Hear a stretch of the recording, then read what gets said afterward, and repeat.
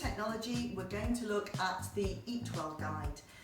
The sheet that you will receive has got a plate with all the different components that fills the Eat Well guide. What I'm going to do today is I'm going to do a fruit crumble, and then I'd like you to look at the Eat Well plate and see how that fits onto the plate. So as you can see over here, I've got all my ingredients ready. I've got 100 grams of plain flour, I've got 75 grams of butter, 75 grams of caster sugar and 75 grams of demerara sugar. I've got apples that are already cut. These are cooking apples, and I've got a bag of frozen fruits. I'm going to start by making the crumble topping. So I'm going to place my flour, which has already been sieved, into my mixing bowl.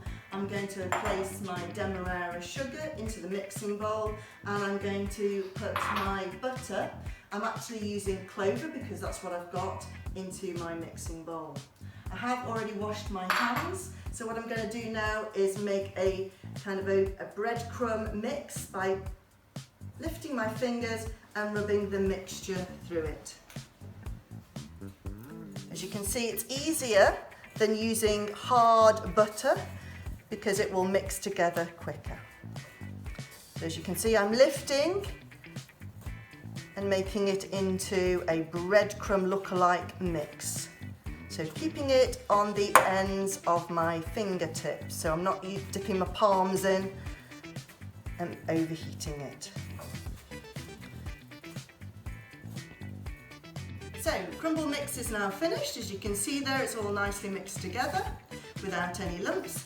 So we now move on to actually putting it all together. So I'm going to now get the dish, I'm going to put it in the oven, so make sure it's an oven-proof dish. I like a dish that's quite deep because I like more filling than I like topping.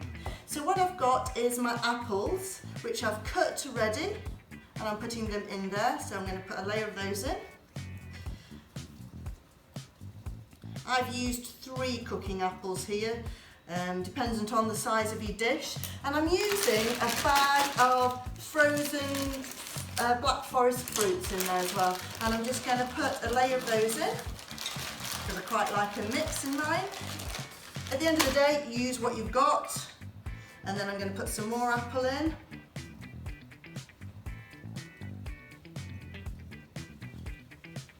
Like that. And then I'll probably put some more of these in. And then I'm going to finish off with a bit more apple. So I'm doing it, so it's about 2/3 the height of my dish. I don't want it to boil over like that. So that's now the amount of fruit I'm going to have in my dish. I'm now going to use my caster sugar sprinkled over it because I'm using cooking apples. They're not very sweet. So a little bit of caster sugar on there. As I said, about 75 grams will be enough caster sugar on there. Like that. And then I'm going to put on my topping. So I've got my topping here. I'm just going to get myself a large spoon. And then I'm going to put on the topping of my crumble. I have preset my oven to 200 Celsius, so it should be ready for me to put my crumble straight into.